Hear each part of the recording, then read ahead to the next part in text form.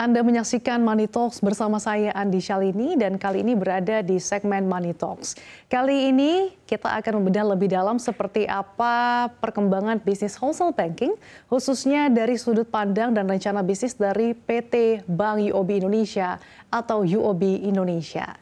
Dan secara eksklusif saat ini sudah hadir di studio CNBC Indonesia Presiden Director UOB Indonesia Bapak Hendra Gunawan. Halo Pak Hendra, apa kabarnya? Apa kabar? Terima kasih Pak sudah hadir di studio CNBC Indonesia. Pak Hendra, kita tahu bahwa UOB ini memiliki jaringan di ASEAN yang cukup luas. Bagaimana UOB memanfaatkan jaringan yang begitu luas ini untuk bisa mengakselerasi investor korporasi mengalir ke Indonesia dan juga bisa kembali mengakselerasi peningkatannya? Terima kasih. Jadi memang kalau dilihat jaringan UOB Group ya, itu terfokus pada Asia Tenggara, terutama negara-negara di ASEAN. Jadi untuk UOB sendiri salah satu fokus kami adalah apa yang kita sebut konektivitas.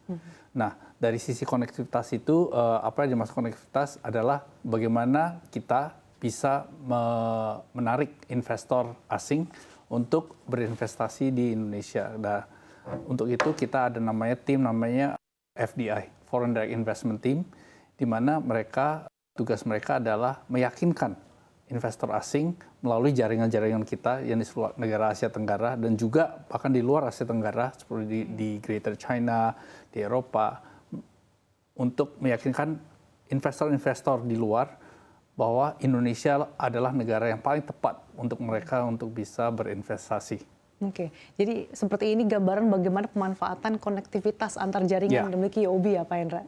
Nah, kita tahu juga Pak Hendra saat ini kondisi global cukup kompleks Pak. Kita masih dibayangi dengan eskalasi geopolitik, disrupsi rantai pasokan, bahkan beberapa sentimen lainnya. Nah, di tengah kondisi ini seberapa besar sih UOB Indonesia optimistis terkait dengan pertumbuhan kredit di tahun ini? Ya, dibilang sebenarnya kita tuh cukup beruntung ya. Karena pada akhirnya pertumbuhan kredit itu sejalan dengan pertumbuhan ekonomi.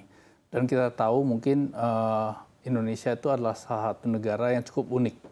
Di tengah gejolak-gejolak yang ada terjadi di dunia, Indonesia mungkin satu negara yang dibilang bright spot. Oleh karena itu banyak sekali ya akhir-akhir ini well-known CEOs dari negara-negara barat ya datang ke Indonesia untuk melihat kesempatan untuk investasi ya. Jadi saya sih cukup optimis ya, bahkan UOB cukup optimis bahwa tahun ini juga akan masih baik untuk pertumbuhan kredit di Indonesia. Oke, kalau untuk potensi peningkatan layanan wholesale banking lainnya di tahun 2024 ini seperti apa Pak Hendra? Kalau saya lihat sih masih bagus ya. Kalau lihat pertumbuhan dari foreign direct investment di Indonesia masih cukup kuat, pertumbuhan perdagangan masih ekspor ya masih cukup baik ya. Terutama karena program hilirisasi pemerintah yang cukup sukses, yang kita akan terus dukung. Jadi secara garis besar kita melihat bahwa tahun ini mestinya sih sebaik tahun lalu sih. Tentunya juga apakah Anda cukup optimistis di tahun ini UOB bisa mencapai target-target yang telah ditetapkan sebelumnya, dan bagaimana strategi UOB Pak untuk bisa mencapai target-target tersebut dan tentunya lebih optimis dalam menyongsong bisnis di tahun ini? Ya, jadi kita ada 3 pilar dari strategi. 1, konektivitas, 2, personalization, 3, sustainability. Jadi dari sisi konektivitas, kembali lagi bahwa kita melihat bahwa masih ada luang ya untuk Indonesia meningkatkan konektivitas, bisnis dunia meningkatkan konektivitas dengan negara-negara lain, terutama di ASEAN, di Asia Tenggara ini. Nah, dari sisi itu kita bisa mengambil kesimpulan bahwa kita bentuk tim namanya FDI untuk menarik investasi dari negara-negara lain masuk ke Indonesia. Jadi ada 3 pilar ya Pak yang dikedepankan oleh UOB Indonesia. Ya, kalau untuk wholesale paling banyak itu konektivitas lah. Konektivitas. Nah, terkait dengan wholesale banking nih Pak, seperti apa sih upaya UOB untuk bisa memenuhi kebutuhan para nasabah dari wholesale banking di tahun 2024 ini? Karena kita juga tahu ya Pak, UOB ini memiliki beragam inisiatif khusus dan juga platform yang cukup menarik, khususnya platform digital misalnya UOB Bismart dan juga UOB Infinity. Nah, boleh Pak dielaborasi terkait dengan 2 platform ini dan bagaimana cara UOB Pak untuk maksimalkannya? Wah, bisa lihat ya, teman-teman di CNBC sudah doing your homework. Yeah. Jadi kalau dari sisi Bismart itu sebenarnya itu bukan platform baru buat kita. Itu sudah kita luncurkan beberapa tahun lalu ya. Fokus utama Bismart itu adalah membantu SME di Indonesia untuk digitalisasi ya. Karena kita melihat bahwa SME kita selain dari sisi pembiayaan, mereka perlu banyak bantuan ya untuk bisa meningkatkan efisiensi operasional mereka ya, dan bisa membantu mereka terkonek lebih baik ya, lebih optimal ke pasok mata rantai yang di era digitalisasi ini itu amat sangat penting ya. Jadi platform Bismart itu untuk itu fokusnya membantu SME. Sedangkan kalau Infinity itu platform cash management kita supaya kita bisa membantu perusahaan-perusahaan bisa mengelola arus kas mereka lebih optimal lagi.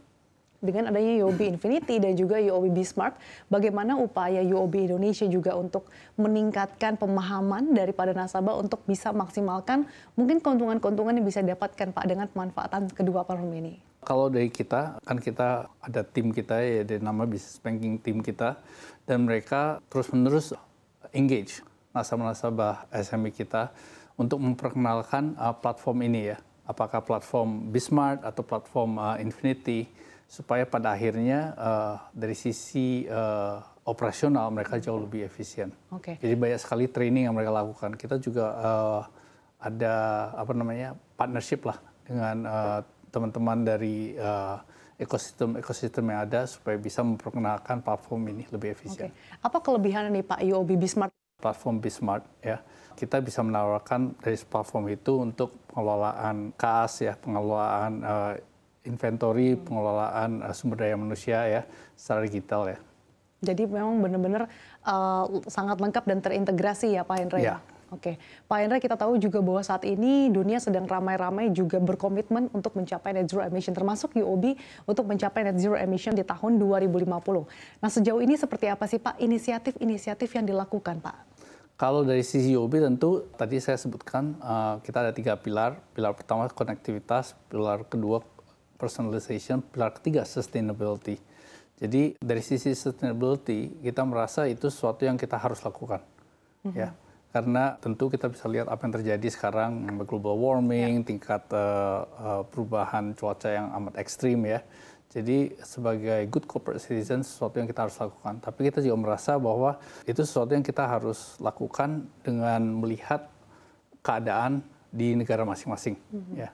Jadi kalau di Indonesia kita merasa ada kesempatan banyak sekali untuk kita membantu perusahaan-perusahaan dalam melakukan energy transition. Ya. Transisi energi. Pak Hendra, tapi dengan potensi yang begitu besar, bagaimana upaya UOB Indonesia untuk memfasilitasi Pak, mungkin korporasi-korporasi untuk melakukan transisi ke bisnis yang lebih berkelanjutan? Ya, jadi sebagai contoh ya, kita menawarkan contohnya green trade financing, ya, di mana kita membantu perusahaan-perusahaan bisa mengambil fasilitas modal kerja untuk bisa transisi ke yang lebih sustainable. Dan kita juga membantu bekerjasama dengan contohnya PLN, bagaimana mereka bisa transisi ke energi yang lebih sustainable. Ya. Jadi itu dari sisi bisnis, dan dari sisi internal tentu kita juga harus turut berpartisipasi ya, dari sisi recycling, dari sisi pengurangan kertas, itu sesuatu yang kita lakukan secara proses BAU kita lah. Jadi tidak hanya inisiatif-inisiatif eksternal, tapi juga dari internalnya juga sudah diperkuat ya Pak Hendra. Oke, lalu bagaimana nih Pak upaya UOB Indonesia juga untuk memfasilitasi banyaknya perusahaan atau korporasi nih Pak, mungkin untuk memulai beragam program bisnis berkelanjutan hingga mulai lebih aktif ya Pak untuk melakukan investasi di sektor transisi energi? Ya. Kalau dari sisi transisi energi, kita juga belum ikut turut berusaha menyukseskan ya program hilirisasi pemerintah. Kita bekerja sama dengan banyak perusahaan-perusahaan sewaktu mereka mau masuk ke Indonesia untuk membangun hilirisasi yang terkait dengan baterai atau electric vehicle. Ya, jadi itu sesuatu yang ya kita gunakan network kita gunakan pengetahuan kita ya, dan kita ajak perusahaan-perusahaan itu untuk bisa masuk ke Indonesia untuk bisa leverage on Indonesia punya kekayaan alam yang ada. Rencananya apalagi Pak untuk bisa menarik minat para korporasi atau mungkin perusahaan untuk bisa beralih ke transisi bisnis yang lebih berkelanjutan? Nah, kalau saya rasa sih ke depannya banyak sekali ya peluang-peluang ya. Cuma itu sesuatu yang kita terus-menerus gali. Yang penting kalau kita dapat dukungan dari pemerintah, terutama dari sisi kebijaksanaan, saya rasa akan lebih banyak lagi perusahaan-perusahaan luar yang akan ke Indonesia untuk masuk ke sektor itu. Dan tentunya UOB Indonesia siap ya Pak untuk terus mendorong transisi korporasi atau perusahaan untuk beralih ke energi yang lebih berkelanjutan.